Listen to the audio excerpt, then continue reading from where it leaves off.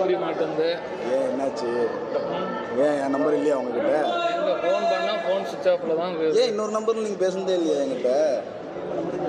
சொல்கிறதோ சரிண்ணா என்னதான் நீங்கள் தான் நிற்க ஜி வச்சு. சரி ஓகே, நான் எது சொன்னாலும் நம்ப மாட்டீங்க, விட்டுருங்க. என்ன பண்ணுறது, என் நிலமை அந்த மாதிரி இருக்குது. எது சொன்னாலும் நம்ப மாட்டேன்னா சொன்ன டைமில் வந்து காசு நீங்கள் எப்போ சொன்னீங்க, எத்தனை மாதமாக இழுத்துன்னு போயினுக்குதுன்னு நீங்களே பாருங்கள். அதுதான் உங்களுக்கு தெரியுது. தவிர பின்னாடி நான் நடக்கிறது தெரிய மாட்டேங்குது சார். ஒன்றும் இல்லை,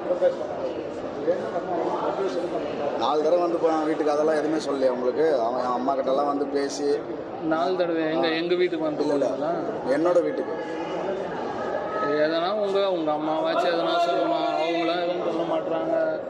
தினேஷ் அவன் தான் சொல்கிறான், அவனை தான் சொல்கிறான். அவனும் எதுவும் சொல்ல இல்லையே, 4 தடவை வீட்டுக்கு வந்தான், 2 தடவை ட்ரிங்க்ஸ் பண்ணிட்டு வந்தான். எல்லாம் என்னென்னமோ வந்து அதான் சார் சொல்கிறேன், நீங்களும் நானும் கம்யூனிகேஷன் இல்லைன்னா எல்லாருமே இப்படி தான் இருப்பாங்க. இப்போவும் என் நம்பர் உங்கள்கிட்ட இருக்குது, ஆனால் நீங்கள் கூப்பிடல. இல்லை சார்.